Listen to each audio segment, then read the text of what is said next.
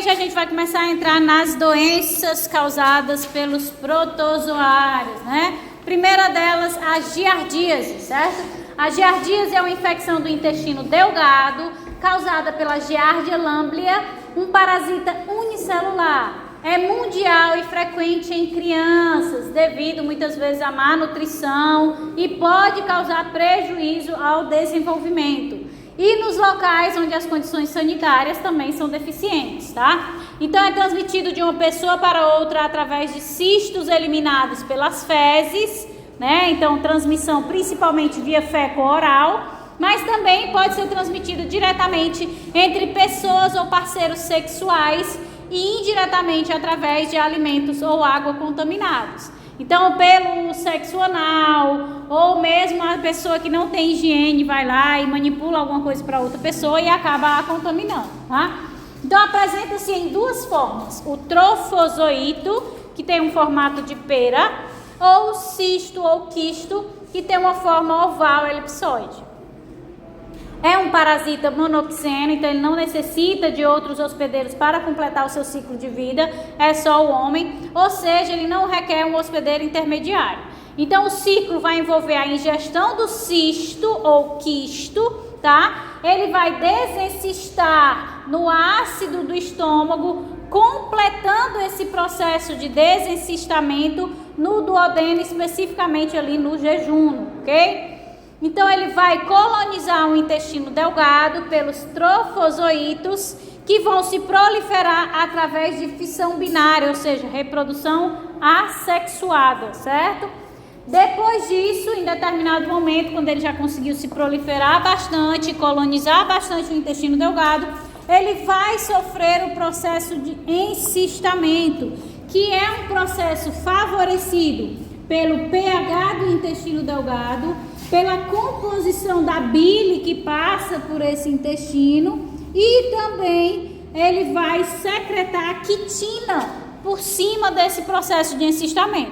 Então o pH e a bile são composições do próprio hospedeiro, e a quitina ele tem a capacidade de fazer essa secreção para poder formar esse cisto. Então, como é basicamente o ciclo, que vai ser o da maioria das parasitoses, né? Bem simples. Aqui é a forma que fica lá se alimentando, parasitando o organismo, certo? É um organismo da classe Mastigófora, um flagelado, ok? E aqui a gente tem o quisto ou o cisto, que é a forma que fica no ambiente, esperando o momento em que vai entrar no hospedeiro. Então, alimentos ou água contaminada são ingeridos pelo trato digestivo do indivíduo. Chegando no estômago, começa o processo de desencistamento, que finaliza lá no intestino delgado. A partir do momento que ele liberou o desencistor, ele vai se diferenciar no trofozoito, que é quem de fato é infectante, certo? Então ele vai ficar ali colonizando o intestino delgado, e em determinado momento ele vai se converter em cisto ou quisto, certo? Por conta do pH do intestino delgado, por conta da composição da bile que passa pelo intestino delgado. Então ele vai secretar uma parede de quitina que vai conferir a ele resistência ao ambiente externo. Consequentemente, ele libera através das fezes esse cisto, que vai manter o ciclo de contaminação ocorrendo constantemente, tá? A proliferação desses trofozoitos, né, que se diferenciam após o processo de desencistamento, ela acontece por fissão binária longitudinal, certo? Então ele está aqui em pezinho, ó, ele sofre a fissão binária. Ok, tranquilo? Poxa, eu nem tinha passado, ó, a figura é bom que eu explico aqui, ó. Então, a forma infectante que a gente consegue se infectar é através dos cistos ou quistos, tá? Então, o indivíduo, ele vai se alimentar, vai consumir alimentos ou água contaminada por esses cistos. A partir do momento que ele entra no trato digestório do ser humano, com a acidez estomacal, começa o processo de desencistamento. Esse processo de desencistamento, ele finaliza no jejum do intestino delgado. Quando ocorre o desencistamento, ele consegue se diferenciar na forma diagnóstica, que é o trofozoito. Esse trofozoito que vai aderir lá ao intestino delgado e começar, né, a sugar nutrientes, causar a parasitose de fato. Em determinado momento, quando ele já se proliferou bastante, quando ele já sofreu várias divisões aqui, fissões binárias, ele vai, parte dele, descer do intestino delgado, ele vai se soltar da parede do intestino delgado e vai para o intestino grosso. Lá no intestino grosso, por condições de pH, por ter resquícios da composição da bile, ele vai passar pelo processo de encistamento. Então, ele deixa de ser trofozoito e vai se encistar. Então, essas condições favorecem o processo de encistamento e ele começa a secretar quitina. Ele tem enzimas para isso, né? Ele tem o material genético que confere essa característica e a quitina vai fazer essa parede de revestimento para quê? Porque a quitina é a mesma coisa que compõe lá os artrópodes, né? Então, é extremamente resistente. Então, é essencial para que ele consiga se manter nas condições desfavoráveis do meio ambiente. E aí, a partir do momento que ele tem contato com o hospedeiro suscetível, ele consegue realizar a parasitose, ok? O trofozoito liberava esses cistos, mas ele se transforma. Ele se transforma no cisto. E esse cisto pode voltar de novo para a alimentação e voltar a ser o trofozoito. Exatamente. Professor, então a parasitose ocorre no intestino delgado. Quando ele se desprende e chega no grosso, é que ele é cista para ser liberado nas fezes. Então, os sintomas incluem náuseas intermitentes, flatulência, queixas abdominais, fezes volumosas e com mau cheiro, diarreia e, se grave, vai ocasionar aí perda de peso, né? Os mecanismos envolvem mudanças na arquitetura da mucosa intestinal. Esta pode apresentar-se normal ou com atrofia parcial, devido à resposta imune do hospedeiro ao parasita. Então, começa a causar danos nas paredes do intestino delgado. E aí, se eu estou causando danos na parede do meu intestino delgado, além de eu estar perdendo nutrientes para o parasita, eu também perco nutrientes, por quê? Se eu estou não absorve. Se eu estou causando danos à minha parede intestinal, no intestino delgado, eu prejudico a absorção, certo? Então, a disseminação da giardíase está relacionada a inadequadas condições de higiene, educação sanitária e a alimentação. A falta de sistemas de coleta e tratamento de esgoto, bem como de abastecimento de água potável, causam a disseminação da doença, a disseminação dos cistos, né? Muitas vezes a doença é autolimitada, mas em alguns casos é conveniente tratar dela com o uso de antiparasitários como tinidazol, metronidazol, albendazol, seguindo as orientações do médico. Mas na maioria das vezes o próprio sistema imune da pessoa consegue combater, tá? Mas existem algumas situações em que isso não é possível, como a pessoa que está totalmente infestada, né? E vai ser só mesmo tomando medicamento para ela conseguir se livrar. Então, vocês veem aqui, né, a micrografia eletrônica desses trofozoitos, que é essa forma flagelada, que é a forma que adere no intestino delgado e causa os sinais e sintomas, por isso que é chamada de forma diagnóstica, né, porque é ela que vai gerar os sinais e os sintomas.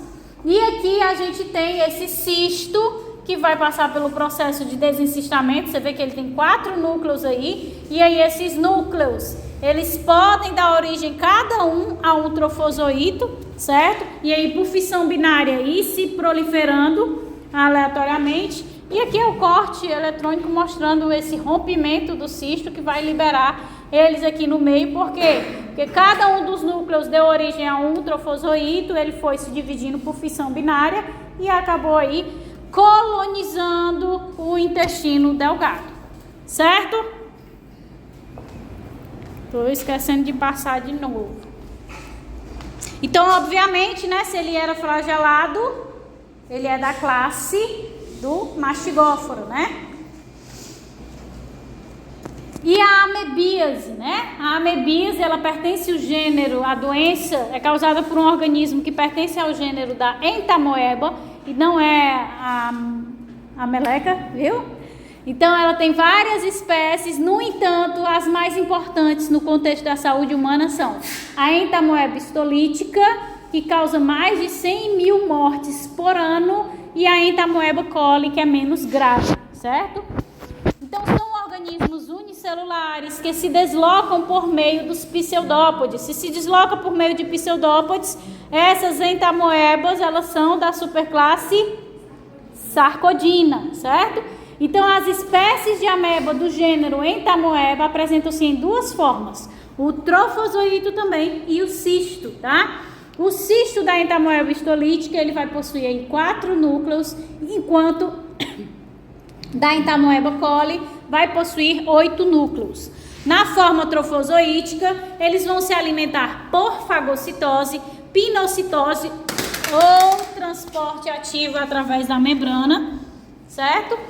Reproduzem-se por divisão simples, né, a fissão binária, geralmente formam cistos também, que asseguram a dispersão no meio ou a passagem de um hospedeiro a outro, ou seja, perpetuar aí a sua proliferação.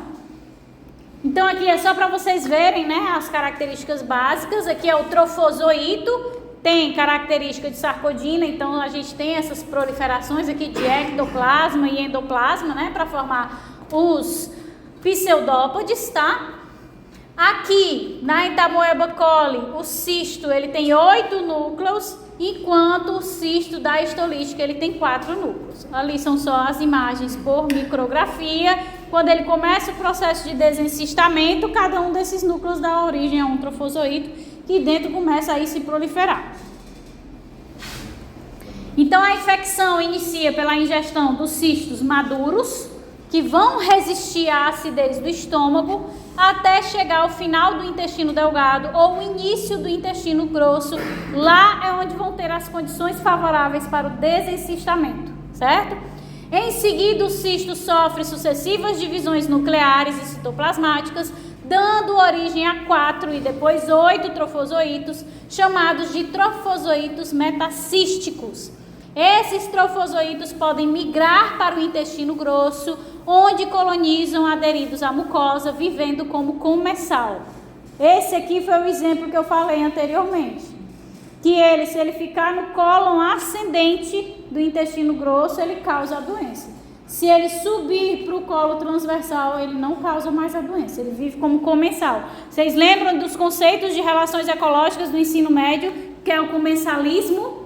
Não há prejuízo para nenhum dos dois, né? Um pode se beneficiar e o outro pode não ter nenhum prejuízo, ou os dois se beneficiam. É o negocinho lá do tubarão com os peixinhos, né? O peixinho se beneficia dos restos alimentares nos dentes do tubarão. Para o tubarão também é bom, porque ele não fica lá favorecendo infecções e tudo mais nos dentes deles com acúmulo de matéria orgânica. Então isso é o comensalismo, não vai causar dano para ninguém. Sob circunstâncias não conhecidas, ele desprende-se da parede intestinal, na luz do intestino grosso, vai sofrer desidratação, eliminando nutrientes e se transforma em pré-cistos, para em seguida secretar uma membrana cística e se transformar nos cistos de fato, que podem ser eliminados nas fezes e manter assim o ciclo de reinfecção. Então observa aqui as características, né, da estrutura ameboide. Então os cistos é que podem ser ingeridos pelo indivíduo. Ele resiste à acidez estomacal, mas quando ele chega aqui no final do intestino delgado e início do intestino grosso, esses cistos vão sofrer aquelas divisões que vão dar origem aos trofozoítos, né? Esses trofozoítos iniciam a colonização do intestino grosso. Quando eles se ligam aqui ao cólon ascendente, eles vão desencadear sinais e sintomas no indivíduo. Se por acaso eles não se prenderem no cólon ascendente e migrarem para o cólon transversal, eles não vão desencadear a doença. Vão viver como comensais, certo? Ainda não se sabe explicar o porquê dessa diferenciação, mas quando a pessoa está doente, observa-se que eles se localizam no cólon ascendente.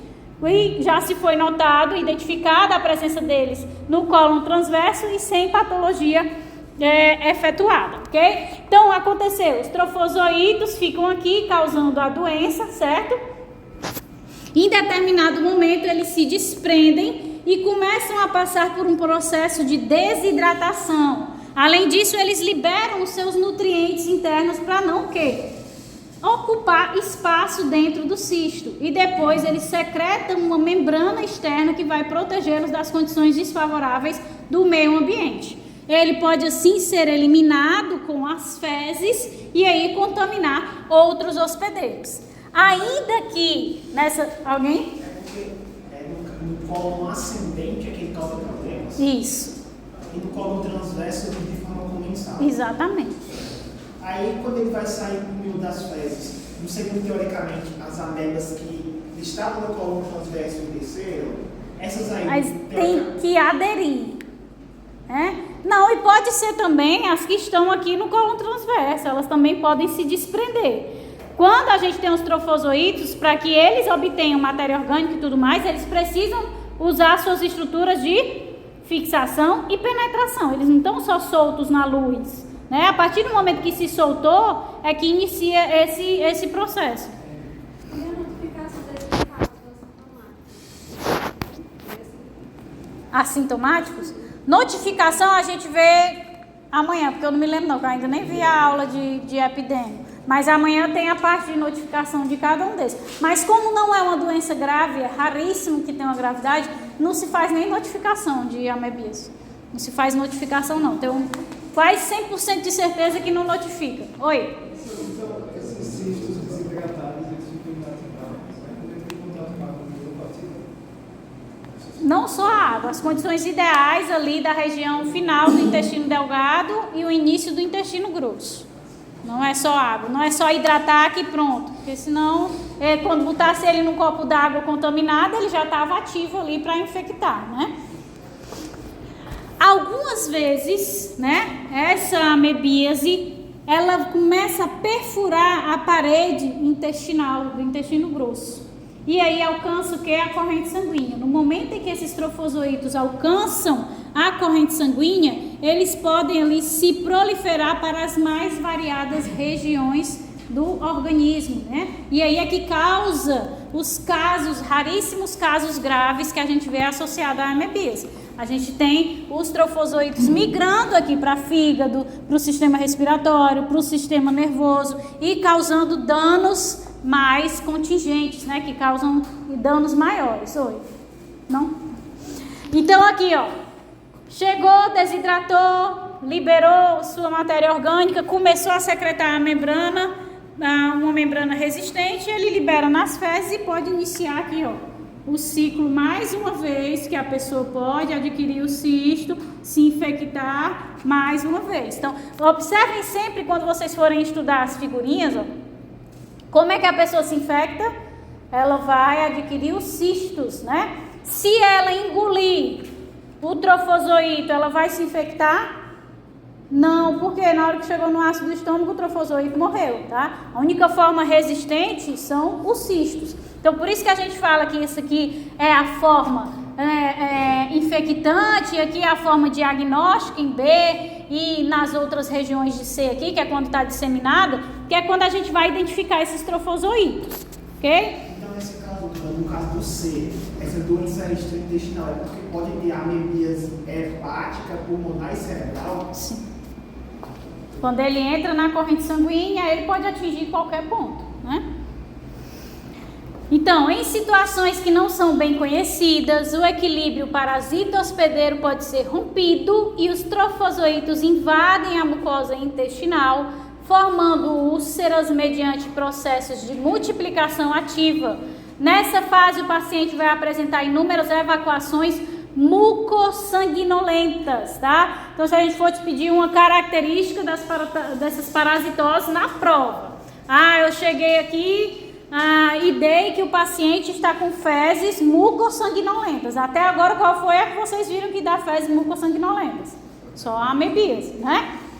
Então, também vai, obviamente, causar prostração, porque acaba acarretando uma anemia, desidratação. Então, as complicações da amebíase intestinal são muito variadas e podem atingir até 4% dos casos, interferindo na morbidade e mortalidade, certo? As complicações são aquelas lá da disseminação. No interior das úlceras, elas podem alcançar a circulação porta, atingir outros órgãos como fígado, posteriormente pulmão, rim, cérebro, pele, causando o que a gente chama de amebíase extraintestinal. Por quê? Porque está fora do intestino, certo? O que é prostração? Prostração é quando a pessoa fica apática, fica mole, não tem forças, né? Deixa eu só perguntar uma coisa aqui, se a senhora tivesse explicado, por favor, explicar de novo. Essas evacuações do sanguinolento, acontecem por conta da fixação desses... Quando ele perfura, quando ele passa para o processo extraintestinal, certo? Então, no normal, quando não há perfuração, o equilíbrio entre o parasita e o hospedeiro está mantido, a gente não tem perfuração da parede, então não tem sangue nas fezes, certo? Então, aí...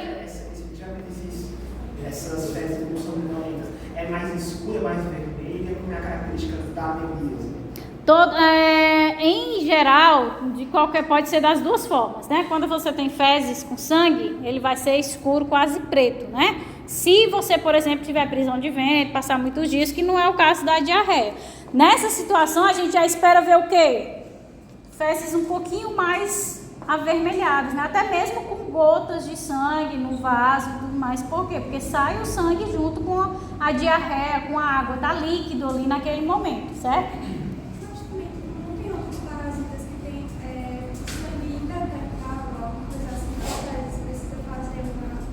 Não tem mais aspecto. Que não dá pra gente visualizar. Pois é, mas tipo, se o paciente chega pra ti e ele diz que eu vejo que nas minhas fezes tem sangue, é porque aí já é do tipo visível. Então você já descarta aquelas que você precisa do exame parasitológico para ver se está tendo sangue oculto, né? Que é o que o povo chama de sangue oculto. Isso, Tá? quando eu estava lá no posto de saúde, lá no Cota também, lá tem uma série de exames que já está no receituáriozinho, tem lá que é pesquisa sangue oculto das fezes. Eu digo, doutor, disse que era parte da pesquisa legal, que era um caso de diarreia do paciente. Ele disse, Tiago, tá com pesquisa sangue oculto das fezes, a gente prescreve mais com pacientes um pouco mais idosos, ou então que eles têm uma característica de possibilidade de colo retal, que não era o caso do paciente lá, não era Então, isso, né, essa infecção pode acabar gerando um processo inflamatório que forma abscessos, né? E a disseminação pelos mesmos fatores da giardíase, né? Tratamento, transmissão fecal-oral, sexo anal, contaminação de um hospedeiro para outro, isso é que faz a transmissão. Tratamento da doença envolve amebicidas atuando na luz intestinal principalmente, ok? Então aqui é só o corte histológico, aqui é a parede, né, intestinal. E aí as amebazinhas começando o processo os trofozoítozinhos começando o processo de penetração. Eu falo ameba porque tem essa estrutura ameboide, né? Mas são esses trofozoítos da classe dos sarcodinas. Todas essas setinhas. São essas setinhas. Esse aqui já está começando, ó, a penetrar. Mas não é assim uma imagem, nossa, que clareza, é difícil visualizar. Em relação ao que está do lado. Sim, das células normais, né? É difícil de distinguir, uma vez que as duas têm característica de célula eucariótica, né? A gente pode distinguir mais pela presença exacerbada de prolongamentos da membrana, que são a formação dos pseudópodes. Mas no caso aqui da entamoeba, ela nem tem tantos, né? Deixa eu ver aqui, ó. Ela nem tem todos esses prolongamentos, ela tem mais um pico assim para o lado, não dá para a gente diferenciar muito claramente, não. Entendi. No caso, a gente está falando da amebíase, ela era daquela classe lá, esqueci. É os sarcodinas. Isso, e no caso da entamoeba, o quê? É isso, é a mesma. É a mesma. A amebíase é causada pela entamoeba histolítica ou a cólera. Tricomoníase, né? Também é um protozoário, que a doença é causada pelo Trichomonas vaginalis, certo? Não possuem forma cística, só a forma trofozoítica. A vaginalis habita o trato gênito-urinário do homem e da mulher, onde produz a infecção, não sobrevivendo fora do sistema urogenital. Então ele não produz cisto porque ele fica habitando ali o sistema genital, certo? Então ele não sai, se ele sair em contato com o ambiente, ele morre. Então a divisão se dá por fissão binária longitudinal. O parasita é um organismo anaeróbico facultativo que cresce em pH entre 5 e 7,5, que é o da região vaginal, e em temperaturas entre 20 e 40 graus. Então ele encontra ali o substrato ótimo na cavidade vaginal.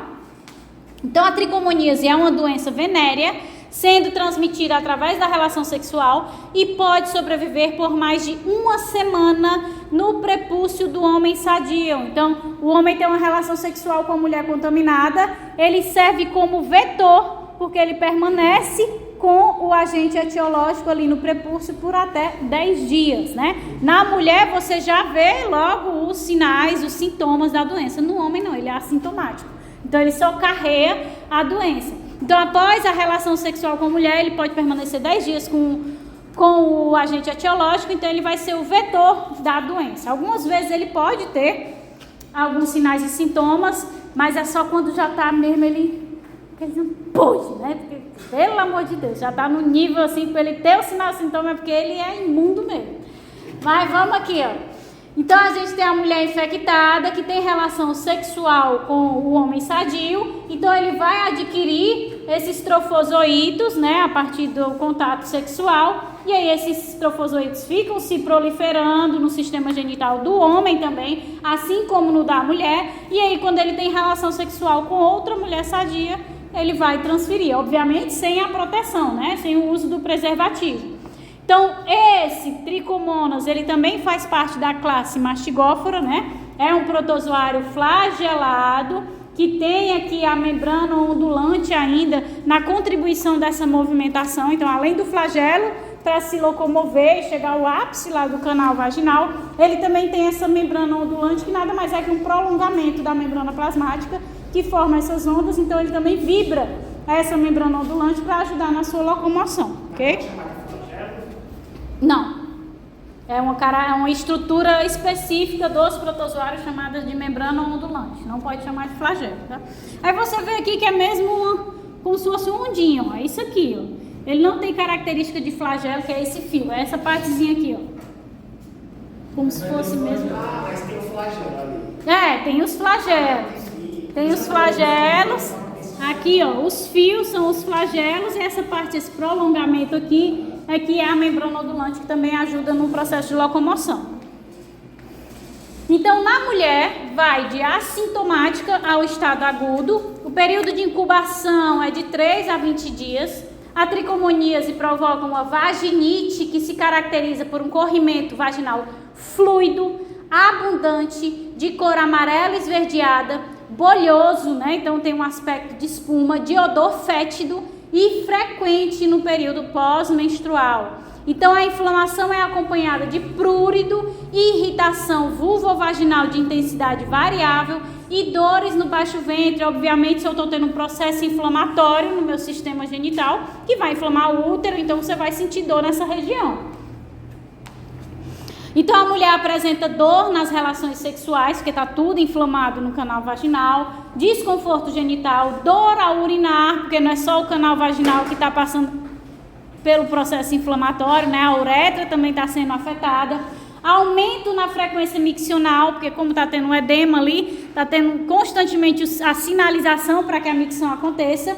No homem vai ser assintomática, mas pode ter uma uretrite com fluxo leitoso ou purulento e prurido na uretra, tá? Quando ele já está no nível assim, absurdo. É a DST, né? A doença sexualmente transmissível não viral mais comum do mundo, com 170 milhões de casos anualmente. Então, o controle da tricomoníase são estratégias de combate às DSTs e tratamento imediato. Então, quando vocês estiverem lá no posto de saúde fazendo estágio, vocês vão ver isso aqui. Tá bom? Vou mostrar pra vocês. Essa coisa bem depiladinha. Ser assim, viu?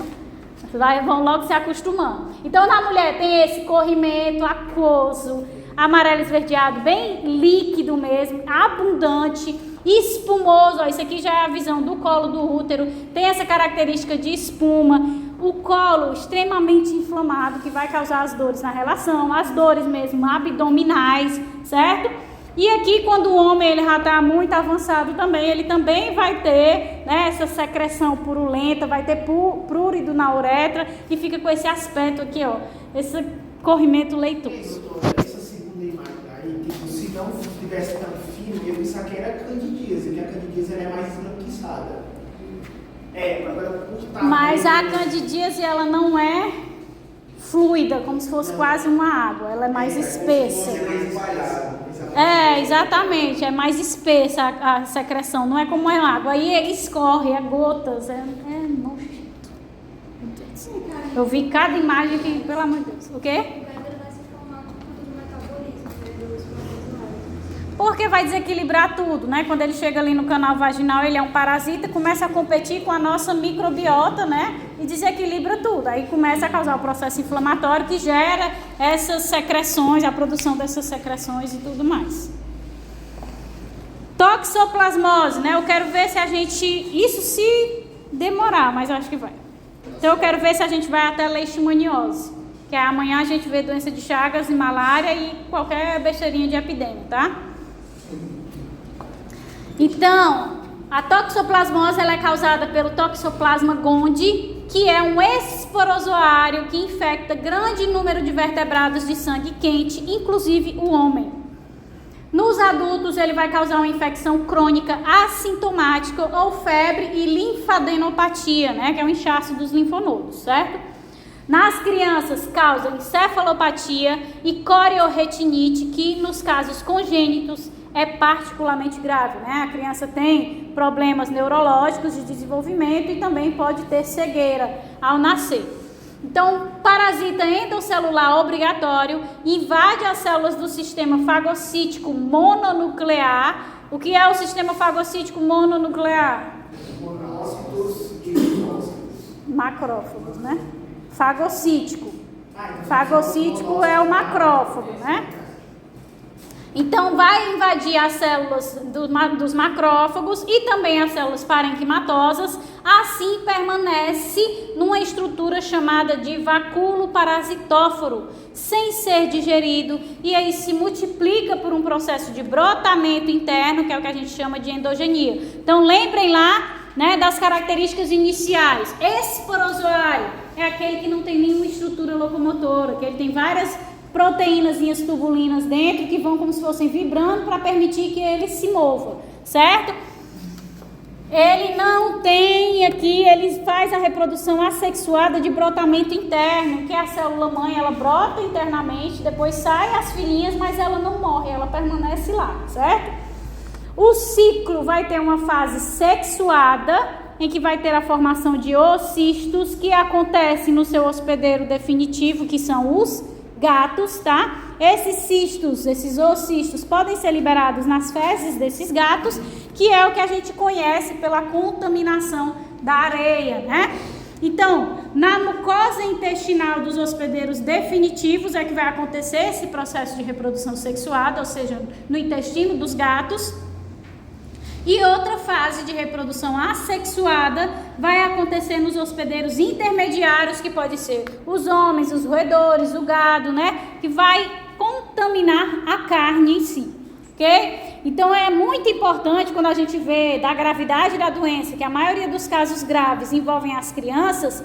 Por que no pré-natal, o primeiro exame que a médica pede é se você tem certas doenças, dentre elas IgG e IgM para toxoplasmose. Porque se tiver, você já tem que fazer o tratamento para impedir que a criança adquira a doença e tenha aí problemas de desenvolvimento neurológico ou problemas de cegueira, tá? Então aqui, ó, fotinha, né, histológica deles, não tem nenhuma estrutura de locomoção, certo? Aqui só para vocês se lembrarem do que são os esporozoários.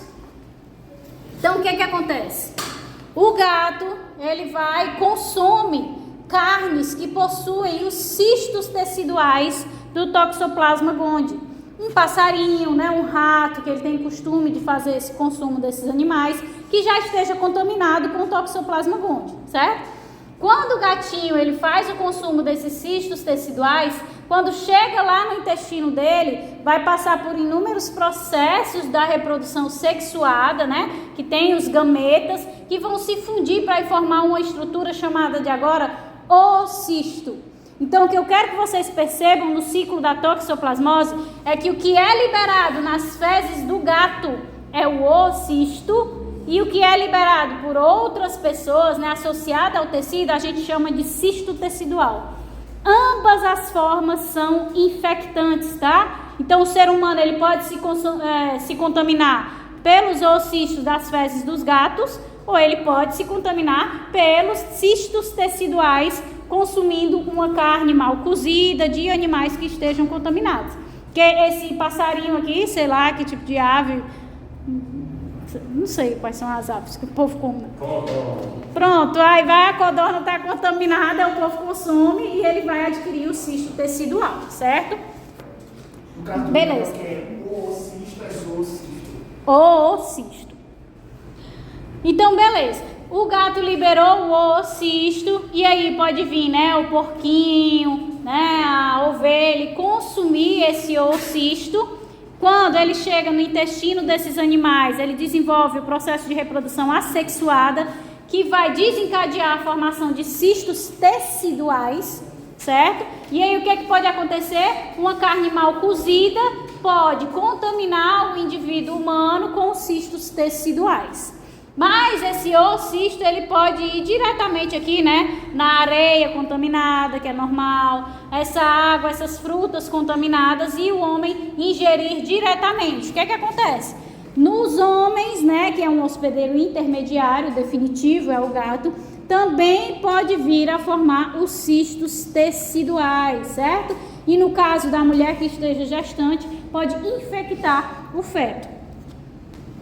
Além disso, a gente também tem um método de infecção através da transfusão sanguínea, por isso que a gente tem tantas restrições na doação de sangue, né? Porque tem que ser observado tudo isso, porque é muito importante que se a doença se proliferar, contribui aí principalmente para a contaminação de uma gestante, de um feto que tem os impactos mais de maior proporção.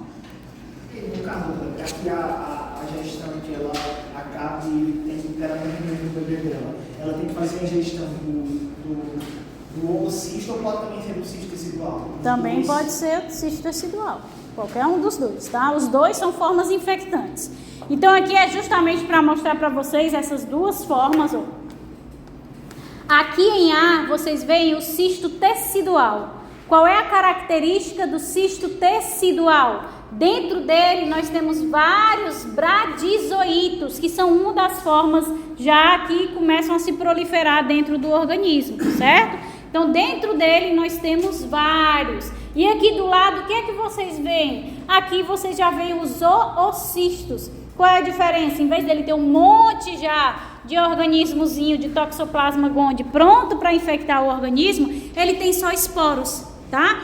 Então esses esporos, eles vão passando pelo processo de esporulação, gerando esporocistos, e esses esporocistos fora do organismo, eles vão dar origem diretamente a taquizoítos, né? Então a gente tem bradizoítos e temos cistos teciduais que contêm os bradizoítos, e nós temos os oocistos que contêm esporozoítos, que quando dentro do organismo intermediário se convertem em taquizoítos. A gente vai já ver na figura, fica mais fácil de visualizar. Mas por que é importante vocês conhecerem cada estrutura, cada morfologia associada a essa doença?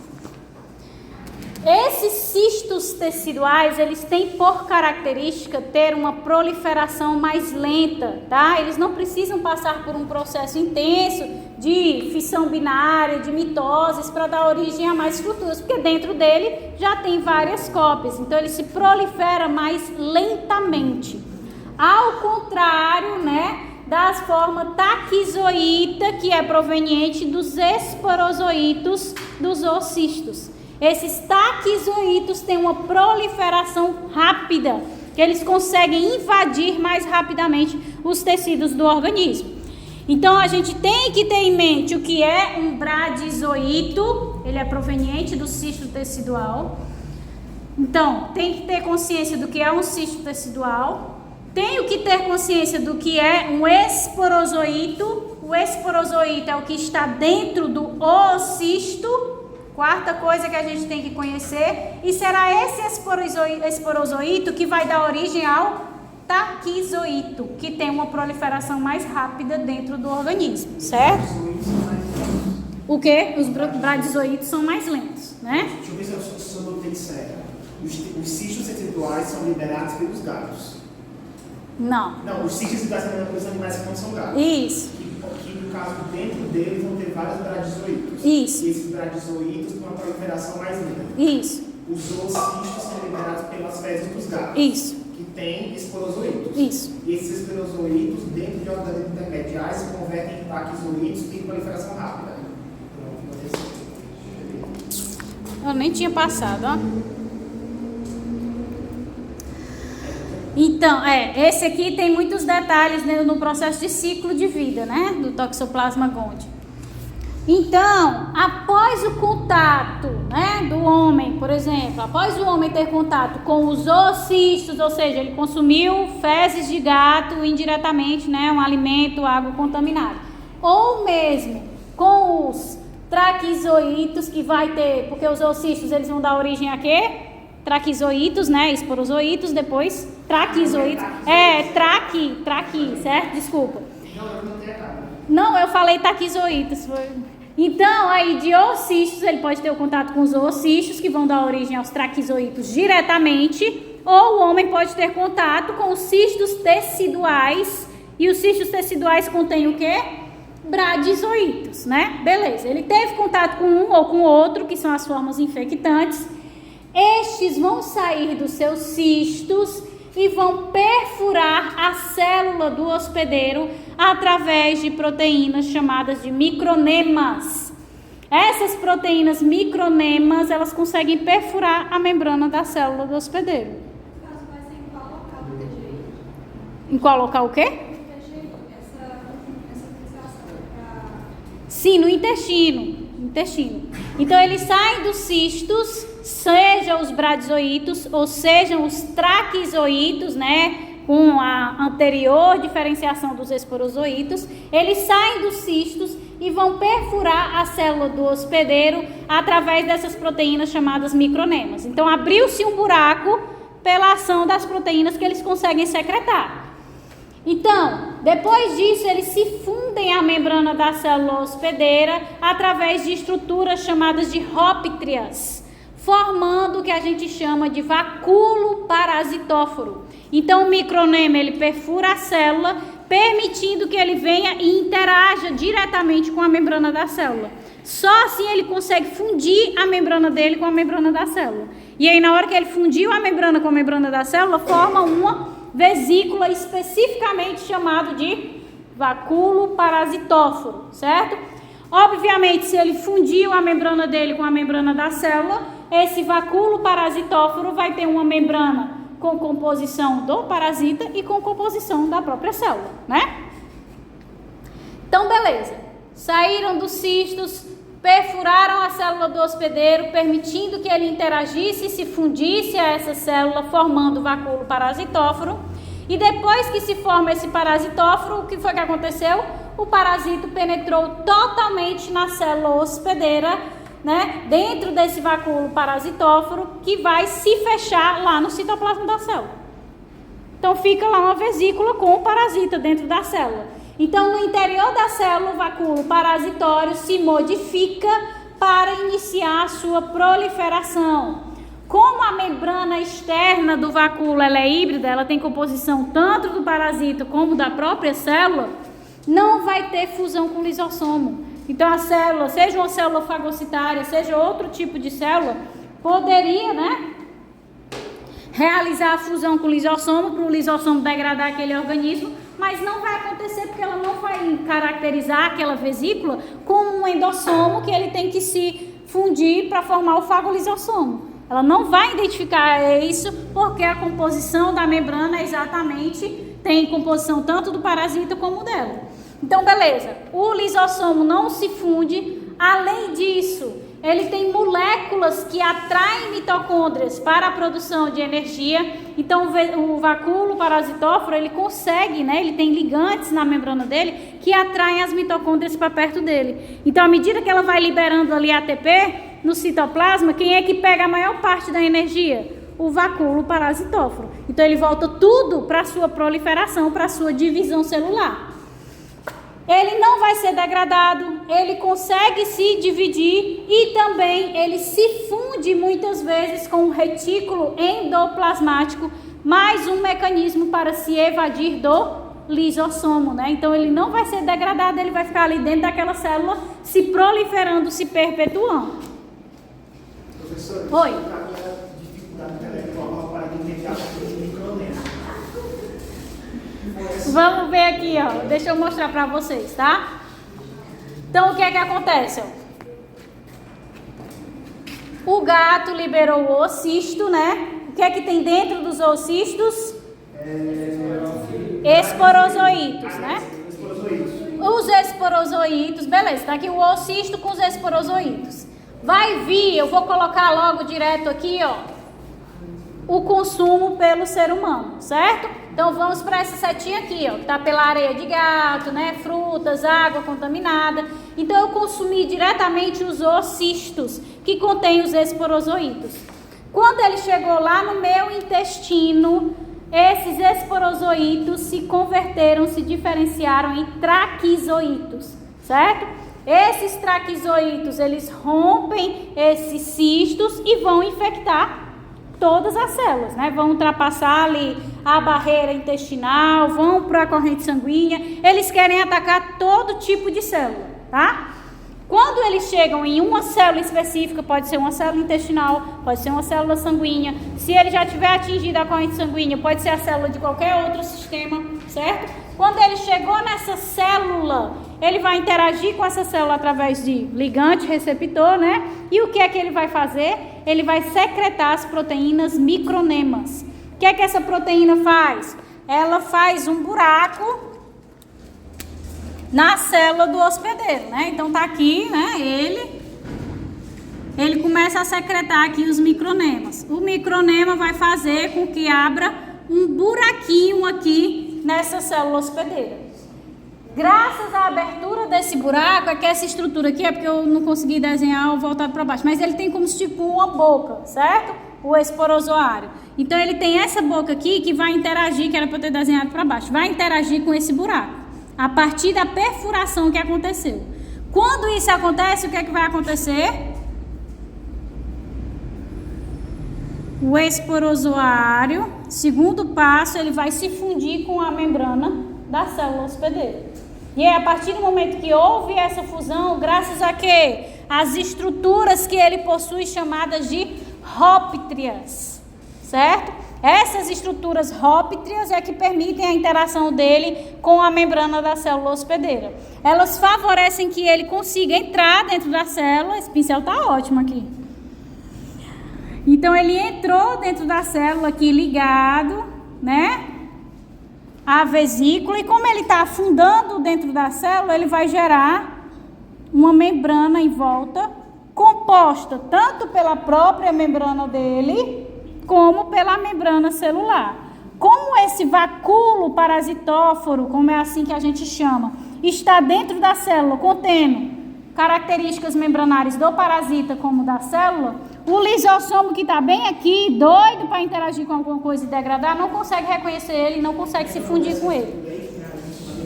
Isso aqui, vacúolo parasitóforo. Então ele não consegue degradar o vacúolo parasitóforo. Além disso, o vacúolo parasitóforo, ele libera substâncias que atraem as diversas mitocôndrias da célula para bem pertinho dele. Então, a maioria do ATP que é liberado aqui, por proximidade, vai ser consumida pelo metabolismo do próprio parasita. O que é que ele está fazendo aqui dentro do vacúolo parasitóforo? Se proliferando. Fissão binária até gerar centenas de parasitas. Certo? Entenderam agora? E vai se fundir com o retículo, que também, né, impede a fusão com o lisossomo. A partir do momento que ele entra, ele já não é mais alvo dos hematomas. É uma forma de proteção, né, que ele tem. E aí dentro ele faz isso aí e E também ele nem sofre fagocitose e também não sofre autofagia. Exatamente. Um retículo. Ele se funde também a membrana do retículo. E aí. Depois de estudar o negócio das mitocôndrias. Não é. Né, depois que forma o vacúolo parasitóforo, não é como se uma coisa acontecesse após a outra. Formou o vacúolo parasitóforo, vai vir mitocôndria, o lisossomo não vai conseguir se conectar, ele vai se fundir ao retículo endoplasmático para dificultar mais ainda essa fusão com o lisossomo, certo? Acontece ao mesmo tempo, não tem separação temporal, tá?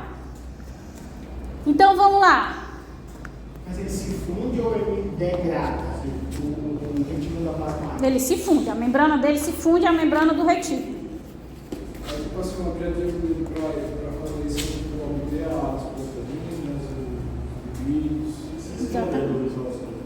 Se esconder do lisossomo e também obter a maquinaria, né? Para sintetizar algumas proteínas que ele não consegue através do próprio metabolismo dele. Então, beleza. Vamos ver lá como são, né? As etapas do ciclo.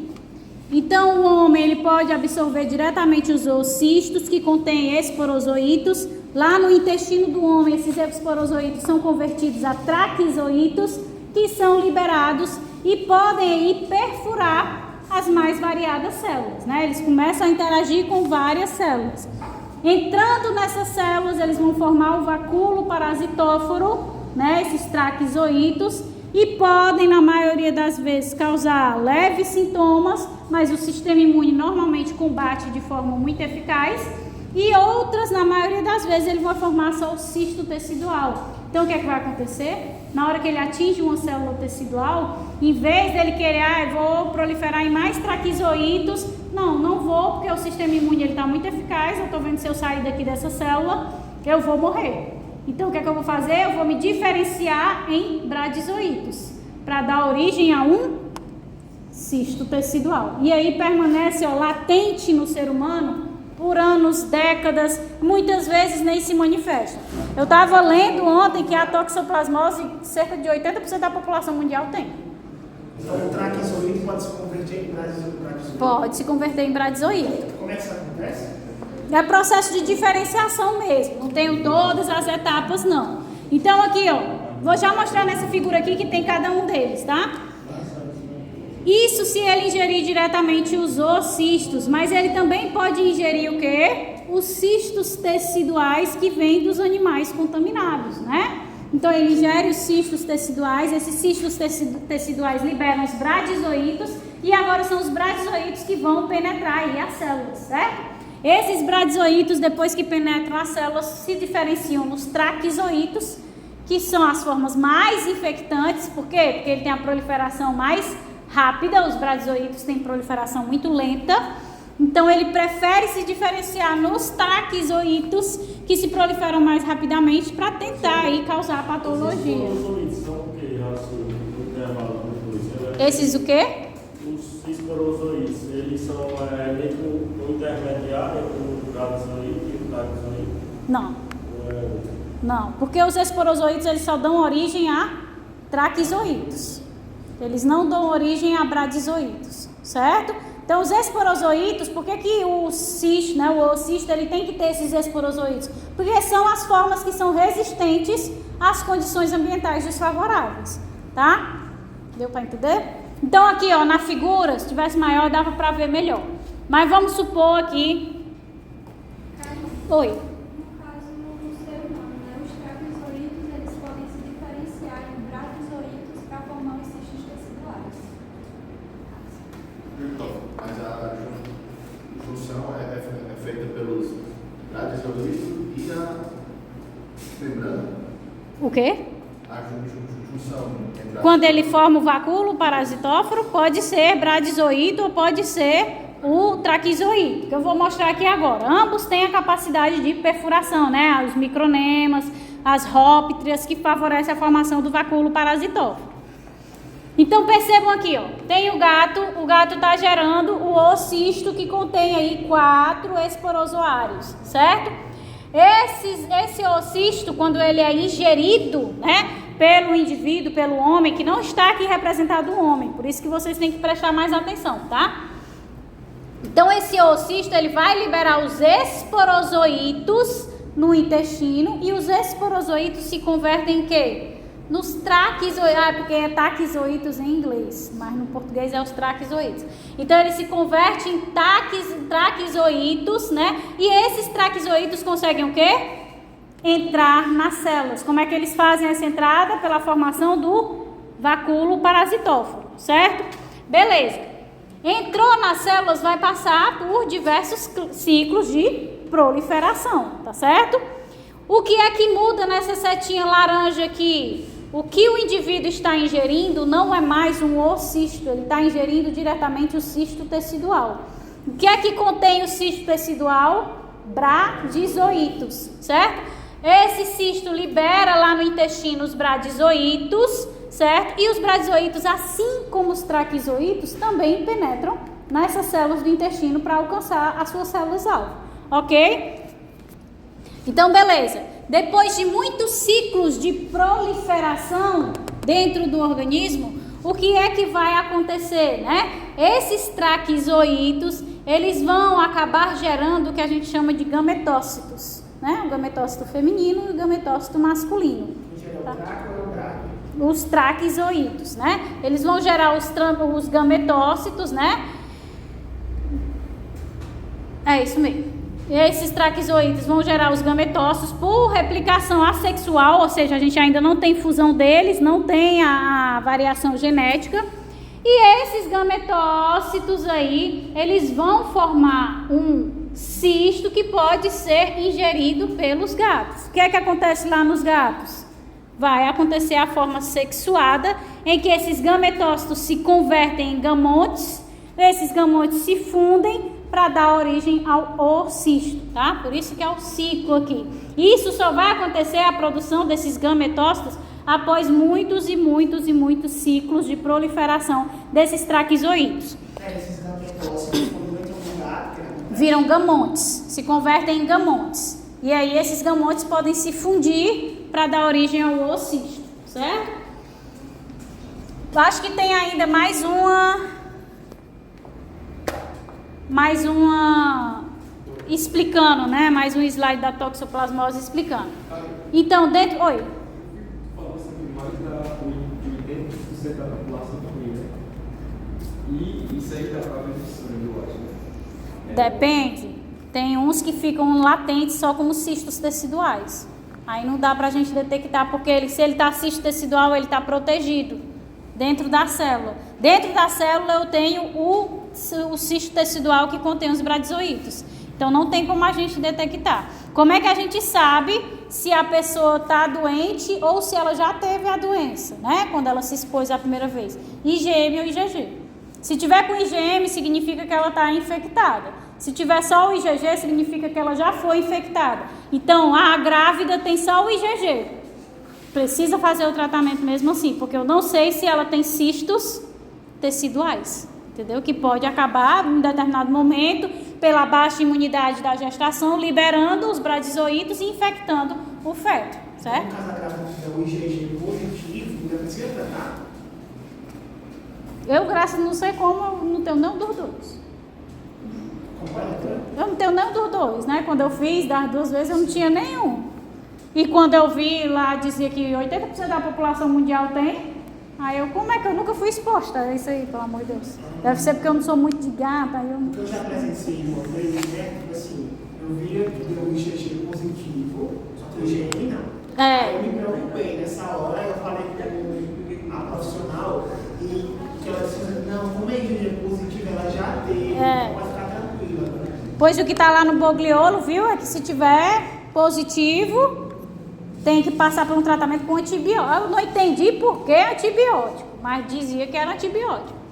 Eu não é nem bactéria, mas... O nome antibiótico, o Zanatos falou na PDL, que antibio é qualquer ser humano. Pode ser, mas tinha lá o tratamento com antibiótico. Oxente, mas tá certo. Se você está dizendo, né? Você, que é você, imagina eu.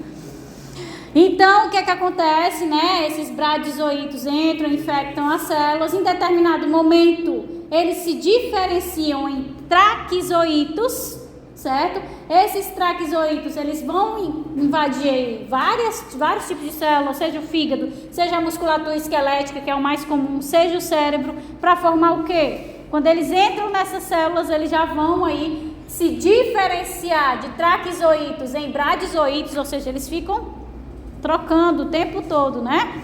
Para formar os cistos teciduais. Então, os seres humanos infectados, eles também têm a capacidade de formar os cistos teciduais, certo? Menina, eu não tinha passado Mas não. tem algum local do corpo, assim, o bradizoíto, aliás, o traquizoíto, em contato, sei lá, com essa enzima para virar bradizoíto, tem essa especificidade ou não? Que eu tenha visto, não. Não sei se ainda definiram, mas lá no Bogliolo, que está umas 50 páginas, não tinha essa definição aí, não. Então, o que é que acontece? Os bradizoídos, eles têm a capacidade de entrar, assim como os traquizoídos, pelas células, né, do epitélio intestinal, para chegar na corrente sanguínea. Mas quando ele vai entrar nas outras células de outros tecidos que não sejam intestinal, ele precisa se diferenciar de bradizoíto em traquizoíto para conseguir entrar nas outras células que não sejam do epitélio intestinal, certo? E a partir do momento que ele entrou nas células, formou o vacúolo parasitóforo, ele se rediferencia em bradizoíto para formar os cistos teciduais, ok? Deixa eu ver aqui. Então, peraí, os bradizoítos, eles têm que ser convertidos em traquizoítos para entrar em células que não são intestinais. Isso.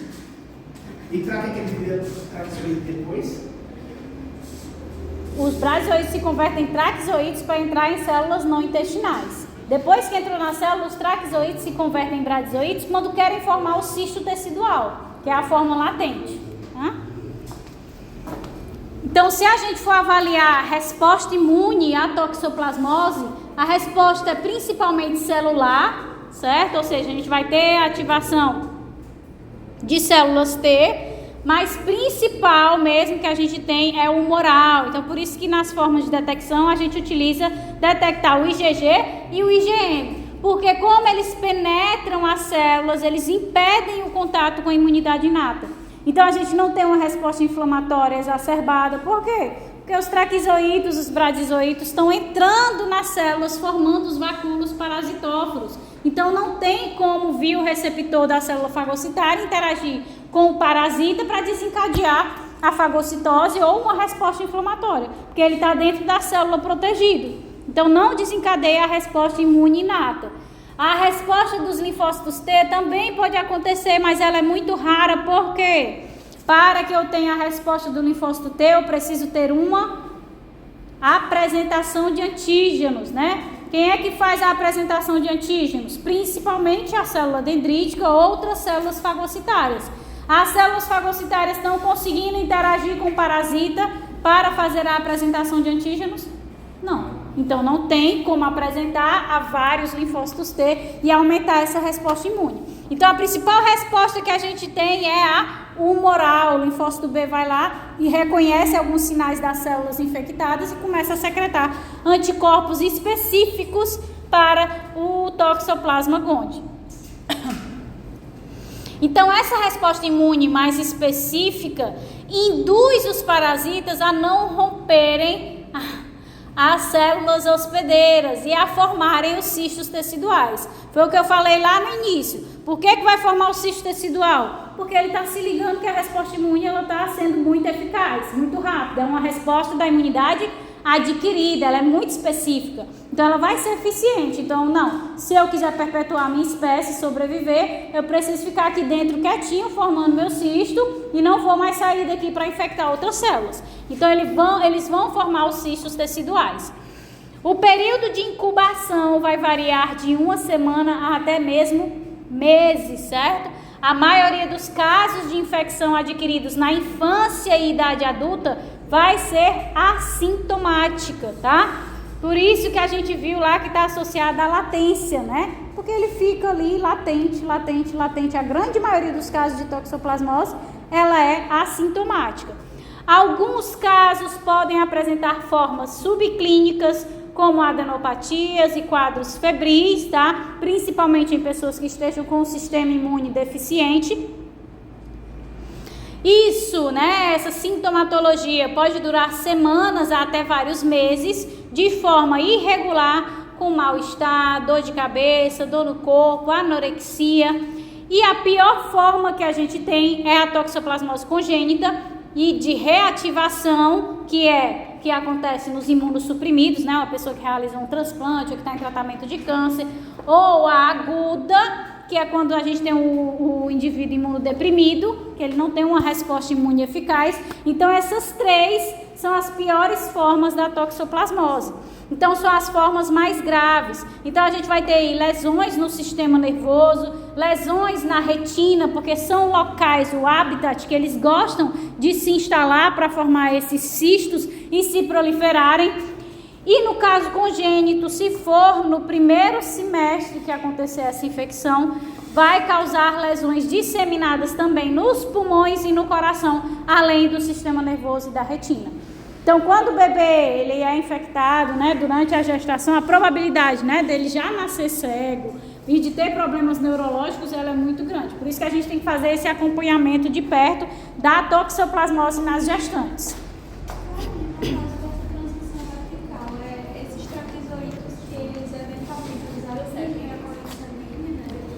E vão via transplacentária.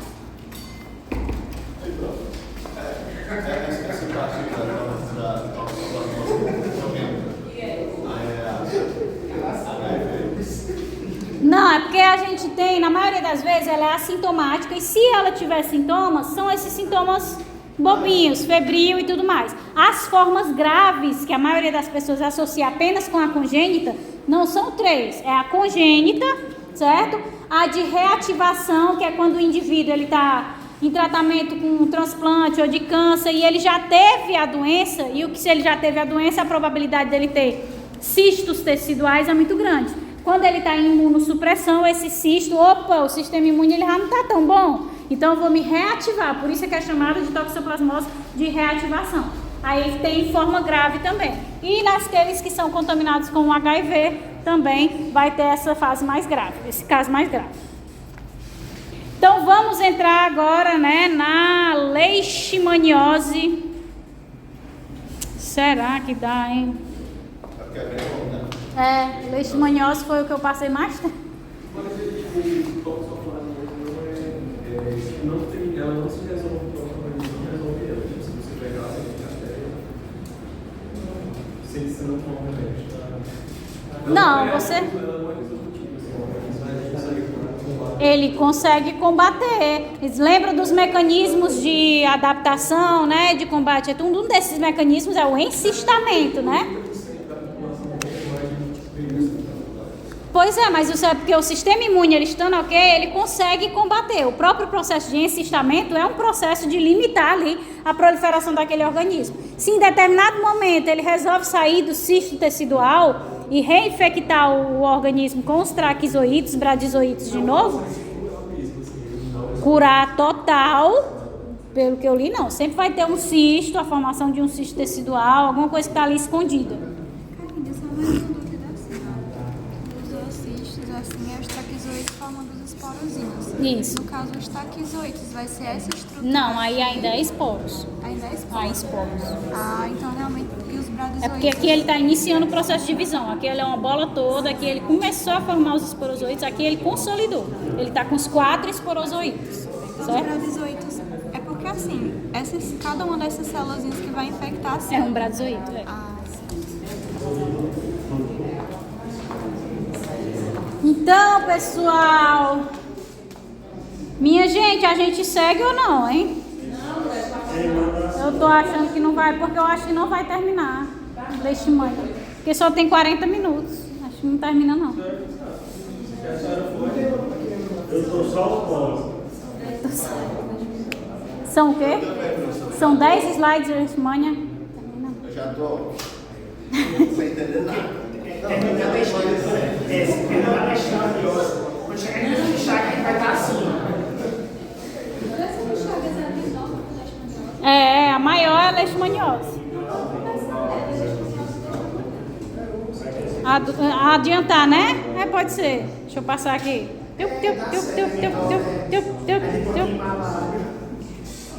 Malária é menor ainda. Vamos logo, malária. Pronto, vamos malária. Cadê tu? Chegou. Opa. Então vamos lá, gente. Malária, né? Pelo menos 300 milhões de pessoas contraem malária por ano. De 1,5 a 2 milhões chegam a morrer. Cerca de 3 mil crianças morrem diariamente de malária, né?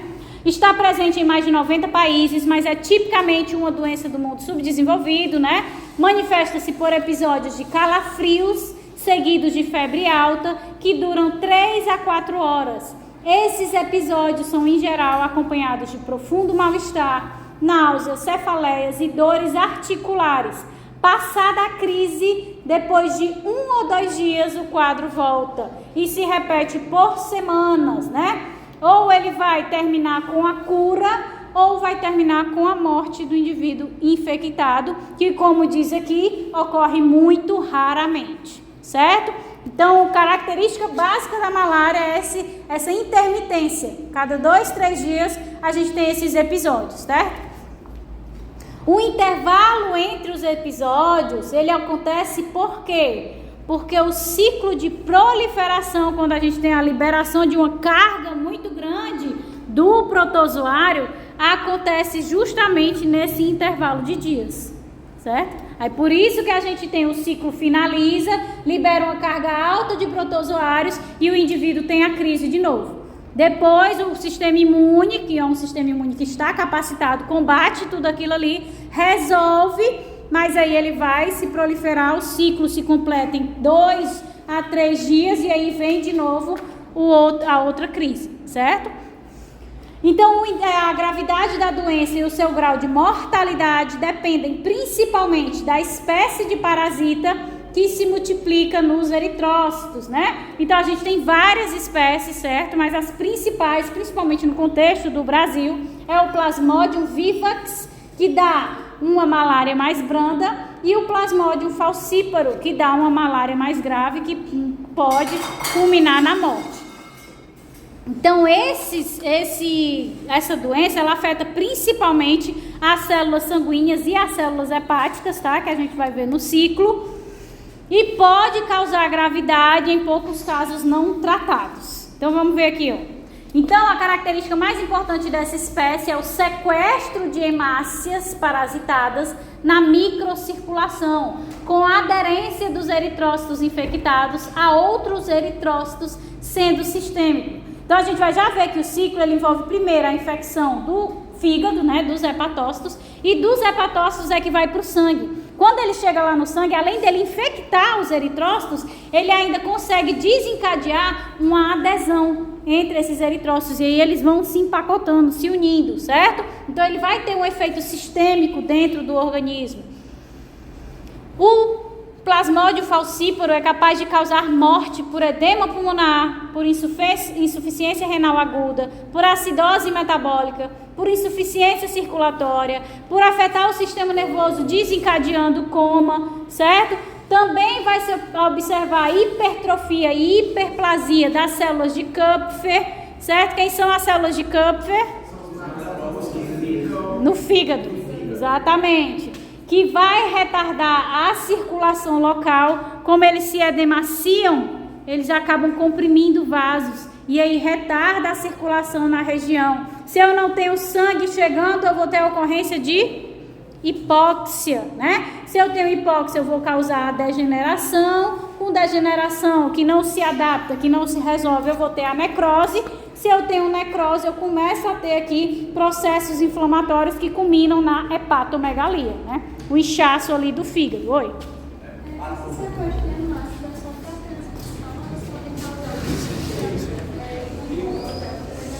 Se elas podem causar o quê? Hemólise, pode romper a célula. O sequestro de hemácias é só para transferência do parasito ou ele pode causar alguma trombose, alguma outra coisa? Não, porque trombo, em sua definição, ele tem que ter plaqueta e tem que ter fibrinogênio. Só que isso pode ser favorecido uma vez que plaquetas e fibrinogênios estão circulando no sangue, fazem parte da composição do sangue. Então, se eu tenho ali um bloqueio de várias células, eles podem ir se acumulando, né? Isso já no nível muito agravado. Que eles vão se aderindo, eu não falei que elas vão se aderindo, além dela penetrar os eritrócitos para proliferar, ela também desencadeia a aproximação das hemácias, dos eritrócitos. E eles vão se unindo, formando mesmo placas de eritrócitos, certo?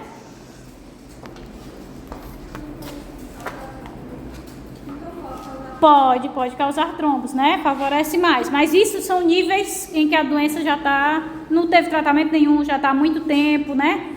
Então, Pode causar hemólise ou trombos. pode, que ele pode romper ou o eritrócito, né? Aí causar hemólise, ou ele pode favorecer a formação dos trombos, porque com essa placa ele favorece o acúmulo maior de plaquetas e fibrinogênio.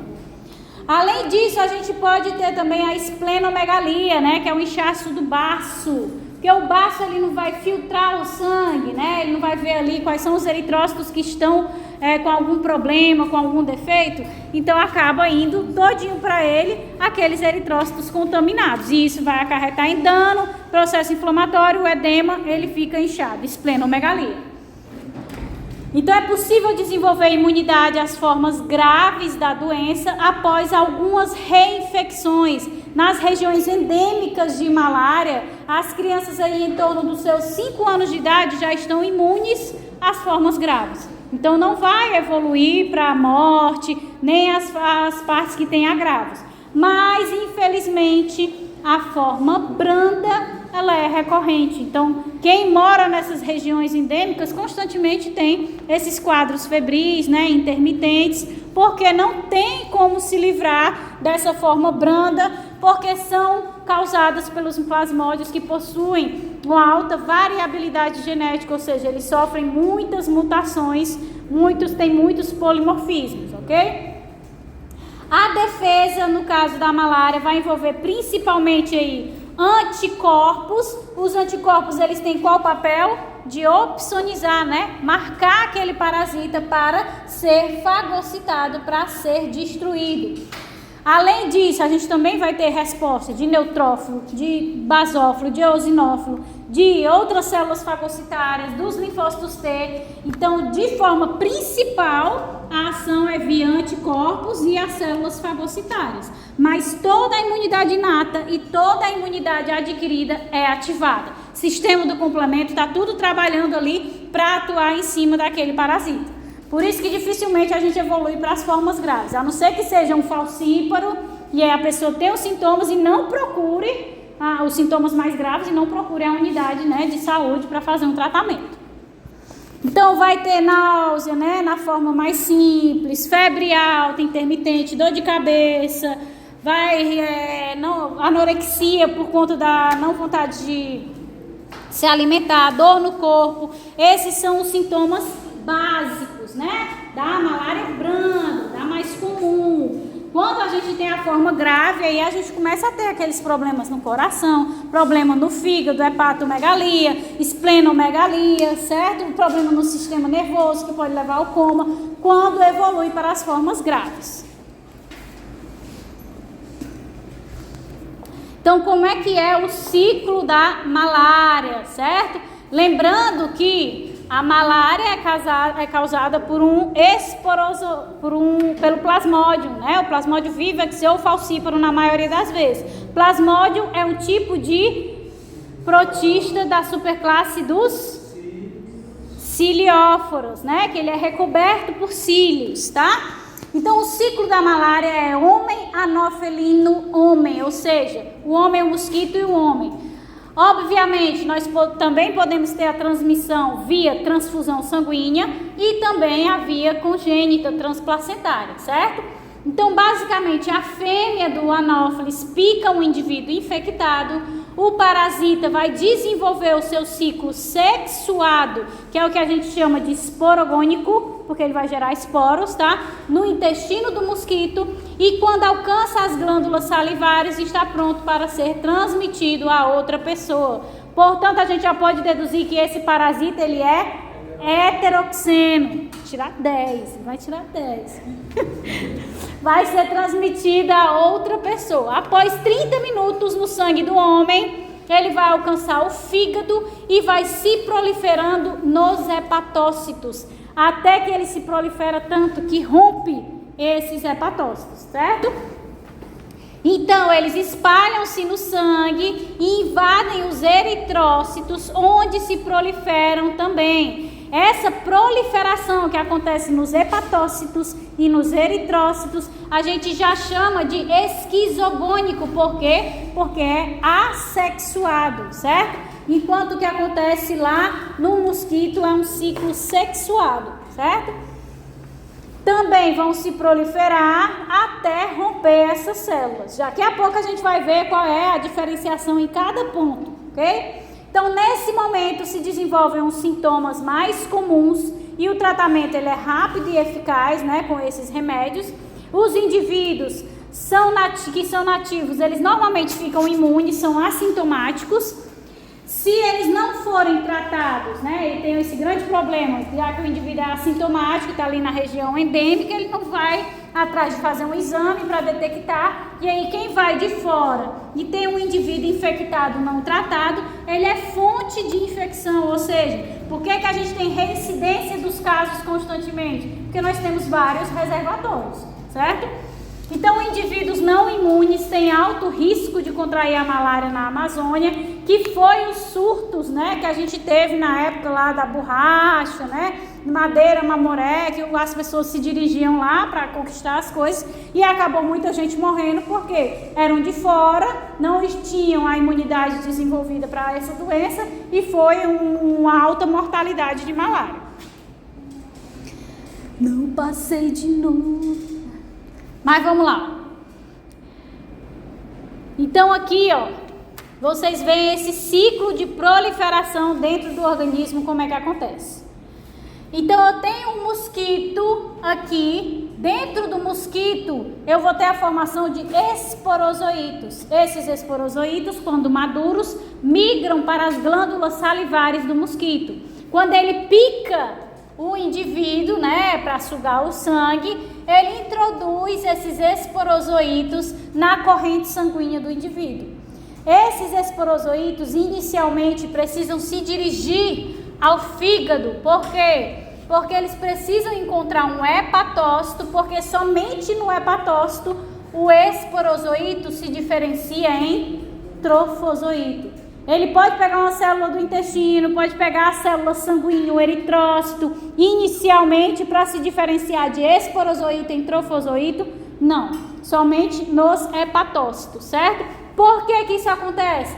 Porque os esporozoítos expressam na sua membrana um ligante que tem especificidade para um receptor que só tem ali nos hepatócitos, certo? Então, é especificidade ligante receptor que confere esse estágio inicial da proliferação do parasita da malária. Então, esses trofozoítos agora vão se proliferar através, né, da reprodução assexuada, e eles vão se proliferar gerando várias células iguais. E essa célula contendo várias célulazinhas iguais, a gente chama de esquizonte, tá? Quando o parasita se prolifera dentro da célula, ela vai formar o esquizonte. A reprodução é sexuada ou assexuada? Assexuada. Sexuada é só lá no mosquito, certo? Então, o que é que vai acontecer aqui? Esses esquizontes vão se romper, porque vai ter uma hora que vai ter tanto organismo dentro dele que ele vai precisar se romper. Então, ele se rompe, né? Liberando agora esses trofozoítos que se convertem no que a gente chama em merozoítos. Esses merozoítos é que podem infectar as hemácias ou os eritrócitos, tá? Os esporozoítos, eles não vão infectar diretamente as hemácias. Eles precisam desse ciclo inicial aqui, hepático, para se converter em merozoítos, que é quem de fato infecta os eritrócitos, certo? Tem um detalhe aqui, né, importante para vocês entenderem, que algumas vezes esses trofozoítos, eles em vez do esporozoíto se converter em trofozoíto, ele se converte numa estrutura chamada de hipnozoito, que é uma forma latente, dormente, que fica ali dentro do hepatócito, esperando um momento ótimo para começar a se proliferar e se converter em trofozoito, tá? Então, como é que ele Esse aqui? Como é que viu os hipnozoitos mesmo? Os esporozoitos, eles vêm, né, através de uma interação ligante-receptor, adentram o hepatócito, certo? Lá dentro, né, ele consegue perceber que as condições do organismo não estão favoráveis. Então, o que é que ele faz? Ele, em vez de se converter em trofozoito dentro do hepatócito, ele se converte em hipnozoitos, que ficam uma forma dormente, latente dentro desse hepatócito, ok? Mas beleza, se está tudo certo, ele interagiu com o hepatócito, receptor ligante, entrou dentro dele, se converteu em trofozoito, começou a se proliferar formando um exquisonte. Esse exquisonte, ele se rompeu liberando agora merozoitos. Esses merozoitos, da mesma forma que o esporozoito, eles têm um ligante na sua membrana que é específico para um receptor que só existe nos eritrócitos, certo? Então, através da interação receptor-ligante, ele adentra as hemácias, né, os eritrócitos, e lá dentro ele se converte em trofozoito. Ah, meu Deus do céu, esse caminho todinho para lá dentro, ele virá de novo trofozoito. Porque o trofozoito não tem ligante para interagir com o eritrócito. Só quem tem é o merozoito. Então, o trofozoito, aliás, o merozoito é virar trofozoito de novo? Vai virar trofozoito de novo. Pra quê mesmo?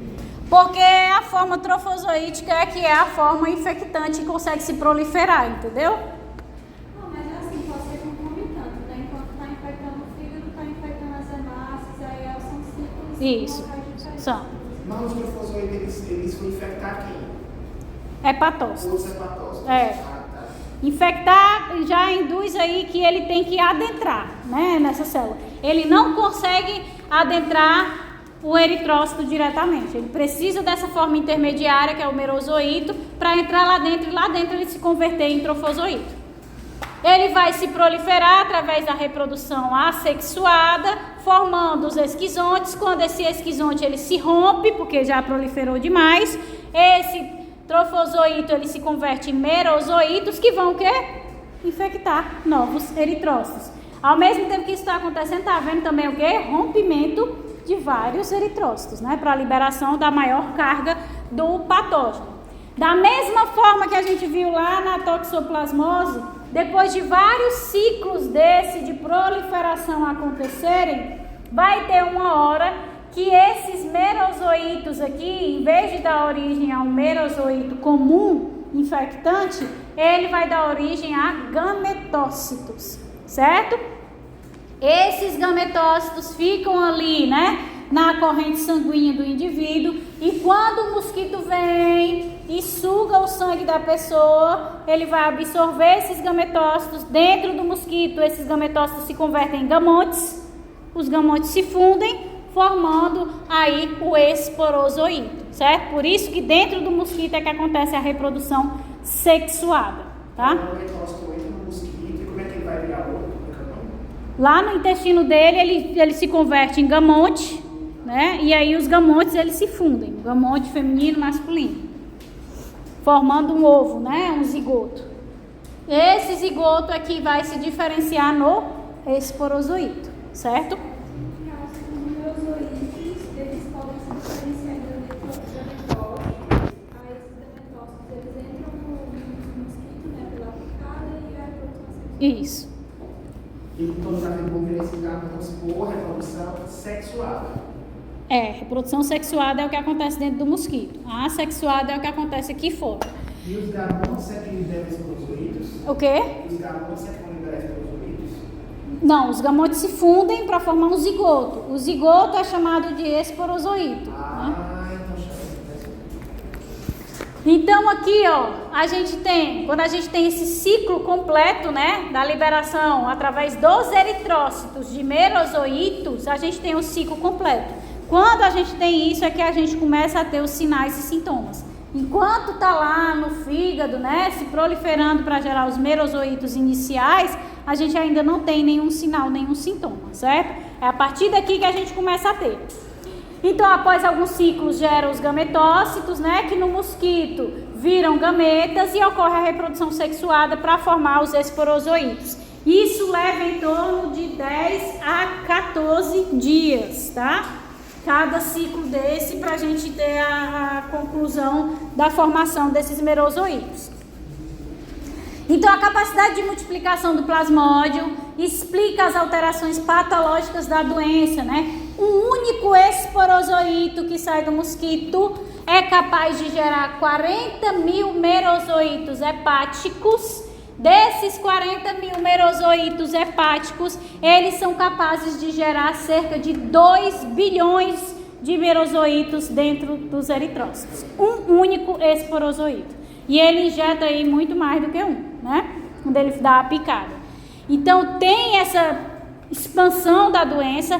A destruição de eritrócitos, ela pode ser de mais de 2 milhões de eritrócitos por microlitro de sangue, certo? Então, tem uma destruição sanguínea muito elevada, então a anemia é grave na doença.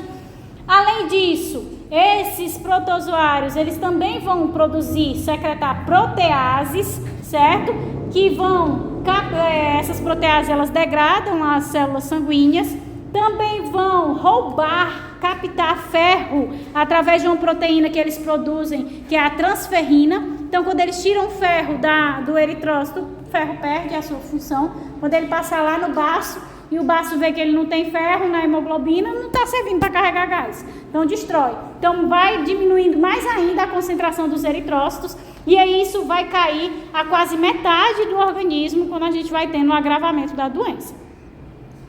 Mas, obviamente, a genética do parasita e do hospedeiro também vão poder interferir. Nem todo mundo tem a resposta que consegue combater essa infecção direto. Tem gente que, por motivos, não é um imunossuprimido, não é um imunodeprimido, não é uma criança e, mesmo assim, acabou tendo o agravo da malária, acabou evoluindo para a fatalidade com a malária. Isso porque, provavelmente, ele tem, sei lá, em vez dele expressar um receptor para o ligante do esporozoíto, ele expressa 10. Então, vários infectam ele. Então, ele tem características genéticas que favorecem a infecção dele, certo? Então, aqui é o ciclo básico, né? O mosquito vem, pica o indivíduo, injeta no indivíduo os esporozoítos, tá? Esses esporozoítos na corrente sanguínea, eles vão migrar até os hepatócitos, né? Nos hepatócitos, através de uma interação receptor-ligante, eles vão se diferenciar em trofozoítos, vão começar a se proliferar, se multiplicar, né? Vão formar o que a gente chama de esquizonte. Esse esquizonte, então, se rompe, liberando, né? Aí o que a gente chama de merozoítos. Esses merozoítos liberados, eles podem então entrar ali no eritrócito através de uma interação receptor-ligante, entram dentro do eritrócito e aí eles se convertem. Trofozoíto imaturo é o merozoíto, certo? E quando ele entra aqui dentro do eritrócito, ele vai se converter em trofozoíto maduro, que começa a se proliferar, vai formar o esquizonte e aí continua o ciclo, né? Vai infectar também as células outras hemácias, vai romper essas hemácias, diminuindo cada vez mais a concentração dessas hemácias. Depois que isso acontece por várias e várias vezes, esse ciclo se repete, uma hora ou outra, em vez dele gerar os merozoítos, ele vai dar origem a gametócitos, estruturas chamadas de gametócitos, que ficam ali, como foi liberado dos eritrócitos, está na corrente sanguínea, né? Então, esses gametócitos são liberados na corrente sanguínea. Um mosquito que vem picar um indivíduo coleta esses gametócitos dentro do intestino do mosquito. Esses gametócitos que se convertem em gamotes, né? Ou a forma eficaz da fusão, eles vão se fundir, o gameta masculino e o feminino, para formar o zigoto. Esse zigoto evolui para formar um oocisto, em que dentro dele começa a haver a diferenciação em esporozoítos. Esses esporozoítos maduros, eles rompem esses oocistos, migram para as glândulas salivares do mosquito, e aí quando ele infectar um novo hospedeiro suscetível, eles são liberados e infectam a pessoa. Ok? Antes de virar esporozoído, esses gametos podem virar um oocisto, esse oocisto virar um esporozoído. Exatamente. O processo da reprodução sexuada é esse. De gametócito vai para gamote, de gamote para oocineto, de oocineto para oocisto. Aí chega uma hora que rompe e libera os esporozoítos. Os esporozoítos que vão migrar para a glândula salivar do mosquito. Então o oocineto, depois o oocisto, vai virar esporozoído. Isso. Tranquilo, pessoal? Amanhã a gente vê leishmania e doença de Chagas. Então, até amanhã.